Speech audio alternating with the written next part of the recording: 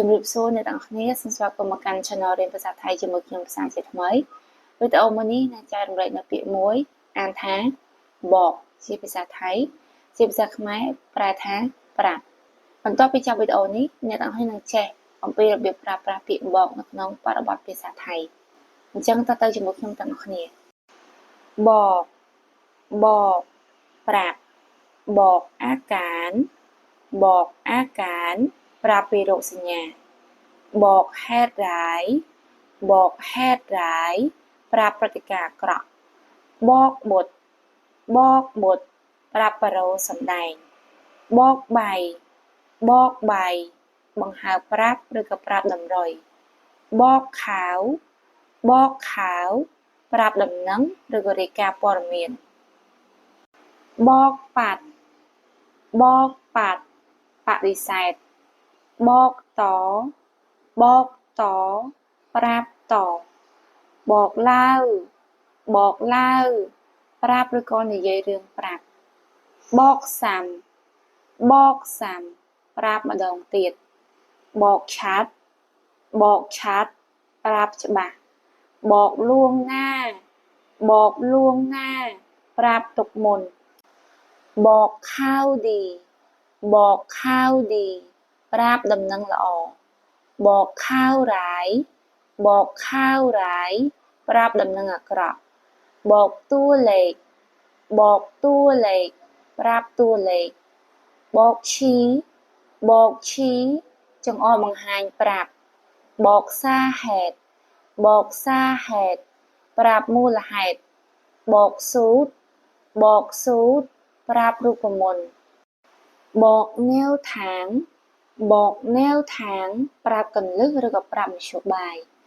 បកនិស្ស័យប្រាប់ពីបុគ្គលិកលក្ខណៈបកខ្វាមឡាប់ប្រាប់អាចកំបាំងបកខ្វាមជីងប្រាប់ការពិតបកខ្វាមហ្វាន់ប្រាប់សុបិនបកអារម្មណ៍ប្រាប់អារម្មណ៍បកខឌីប្រាប់ចំណុចល្អបកខសៀប្រាប់ចំណុចមិនល្អបកហៃរូប្រាប់ឲ្យដឹងបកយ៉ាងសុภาพប្រាប់យ៉ាងសុភាពបកហេតុការណ៍ប្រាប់ហេតុការណ៍បកបឺប្រាប់លេខទូរស័ព្ទបកប៉ៅម៉ាយប្រាប់គោលដៅ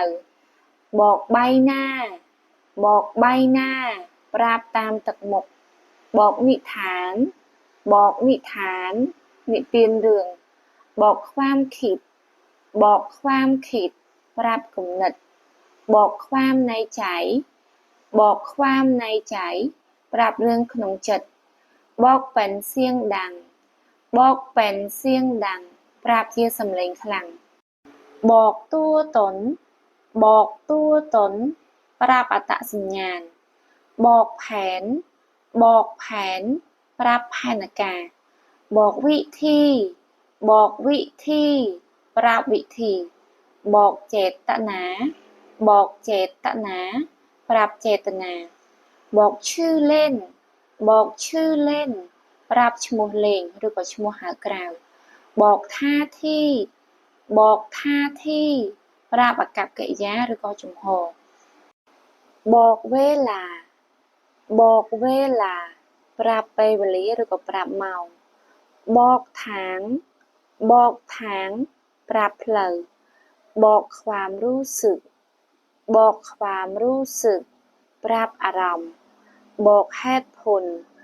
ប្រាប់ហេតុផលបកรักសារភាពស្នេហ៍បកឡានិយាយលាបកឈឺប្រាប់ឈ្មោះបកពេនណៃប្រាប់បញ្ចំឬក៏ប្រាប់មិនអស់ឬក៏ប្រាប់ដោយប្រយោលបកបុណ្យអញ្ជើញបុណ្យ បកសាឡាជាន័យធៀបបានន័យថាបដិសេធជាន័យត្រង់បានន័យថាប្រកាសបុណ្យសពបកលើកសុំបែកបកក្លាវប្រាប់និទានបកស្ថានកាលប្រាប់ស្ថានភាពបករដាប់ប្រាប់កម្រិតបកចំនួនប្រាប់ចំនួនបកត្រង់ប្រាប់ត្រង់បកតំណែងប្រាប់ទីតាំងបកបញ្ជីប្រាប់គណនីធនាគារขอบคุณมากสำหรับการรับชมนะคะขอบคุณច្រើនសម្រាប់ការ view វីដេអូមួយនេះសូមសំណាងល្អសូមចុច subscribe ជួយនាងខ្ញុំផងអរគុណច្រើនបាយបាយ